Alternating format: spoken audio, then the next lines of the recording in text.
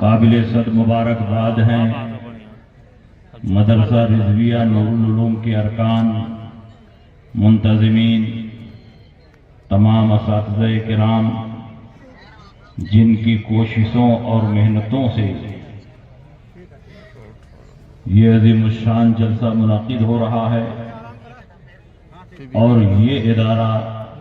ترقی کی راہوں پر گامزن ہے۔ اس علاقے کی بہت ساری دینی ضرورتیں اسی علاقے سے پوری ہوتی ہیں، اس لیے اداروں کا وجود، مدارس کا وجود ہمارے لیے نہایت ضروری ہے۔ اللہ رب العزت آپ سب کو سلامت رکھے اور زیادہ سے زیادہ اس ادارے کی خدمت کی توفیق بخشے۔ آج میں سوچ رہا تھا کہ اس عنوان پر تقریر کروں تو یاد آیا کہ آج امام اعظم ابو حنیفہ کا یوم وصال ہے۔ ہر مرید اپنے پیر کو تو یاد کرتا ہے، لیکن سارے پیروں کا جو امام اور مقتدا ہے کیوں نہ اس کو یاد کیا جائے۔ آج امام اعظم پر سیمینار غیر کر رہے ہیں، امام اعظم پر تقریریں غیر کر رہے ہیں، اور ہم سچے اور پکے حنفی ہیں تو ہم امام اعظم کو بھولے ہوئے ہیں۔ صحیح معنوں میں امام اعظم کی پیروی اور ان کی تقلید ہم کر رہے ہیں، اس لیے ہماری ذمہ داری ہے کہ ہم اپنے امام کا تعارف کریں، ان کے اجتہادی شان کو بیان کریں، ان کے ملکہ استنباط اور ملکہ اجتہاد کو بیان کریں، دین اسلام میں انہوں نے کیا خدمات پیش کی ہیں اس کو ذکر کریں۔ دنیا میں بڑے بڑے امام آئے، بڑے بڑے علماء پیدا ہوئے، ملک فارس میں خاص طور پر بڑے بڑے امام پیدا ہوئے، لیکن کوئی امام اعظم ابو حنیفہ کے برابر پیدا نہ ہوا۔ امام اعظم ابو حنیفہ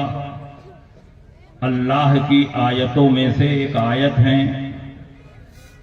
نبی کے معجزات میں سے ایک معجزہ ہیں، اور حضرت علی کی کرامتوں میں سے ایک زندہ کرامت ہے۔ جب حضرت علی کرم اللہ تعالی وجہ الکریم نے کوفہ کو دارالخلافہ بنایا، اور یہ بات یاد رکھنی چاہیے کہ کوفہ میں 1500 سے زیادہ صحابہ کرام مقیم تھے، 150 سے زیادہ بدری صحابہ تھے، 100 سے زیادہ اصحاب بیعت رضوان تھے، اور خود باب العلم مولائے کائنات داماد پیمبر فاتح خیبر شیر خدا حضرت علی کرم اللہ تعالی وجہ الکریم بذات خود کوفہ میں موجود تھے۔ کوفہ میں آنے سے پہلے حضرت عبداللہ ابن مسعود رضی اللہ تعالیٰ عنہ کوفہ میں درس و تدریس کے لیے تشریف لائے، اور عبداللہ ابن مسعود رضی اللہ تعالیٰ عنہ وہ صحابی رسول ہیں جن کے بارے میں رسول پاک نے ارشاد فرمایا، رضیت لامتی ما رضی لہا ابن ام عبد وسخط لامتی ما سخط لہا ابن ام عبد، یعنی ابن مسعود، میں اپنی امت کے لیے وہی پسند کرتا ہوں جو عبداللہ ابن مسعود میری امت کے لیے پسند کرتے ہیں، اور میں اپنی امت کے لیے اس چیز کو ناپسند کرتا ہوں جو عبداللہ ابن مسعود میری امت کے لیے ناپسند کرتے ہیں۔ اور آپ کو یہ جان کر حیرت ہوگی کہ امام اعظم ابو حنیفہ کے مستدل مسائل میں زیادہ تر مسائل وہ ہیں جس کی بنیاد عبداللہ ابن مسعود کی روایتوں پر۔ زیادہ تر مسائل میں امام اعظم ابو حنیفہ نے حضرت عبداللہ ابن مسعود کی روایتوں کو مستدل بنایا ہے، اور اسی کی روشنی میں مسائل کا استنباط اور استخراج فرمایا ہے۔ تو گویا یہ کہا جا سکتا ہے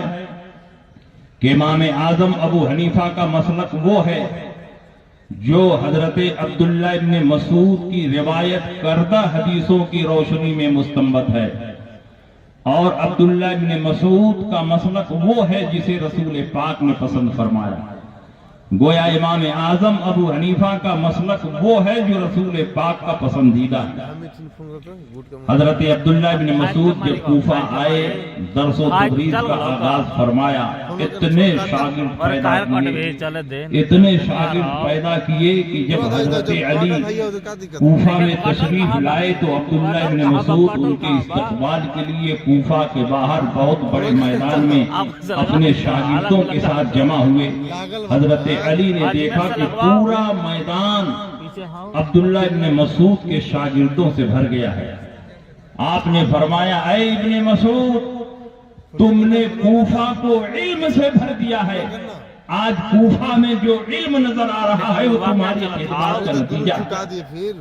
اس کوفہ میں عبداللہ بن مسعود رضی اللہ تعالیٰ عنہ کی تشریف فرما تھا۔ حضرت علی کی خدمت میں امام اعظم ابو حنیفہ کے دادا حضرت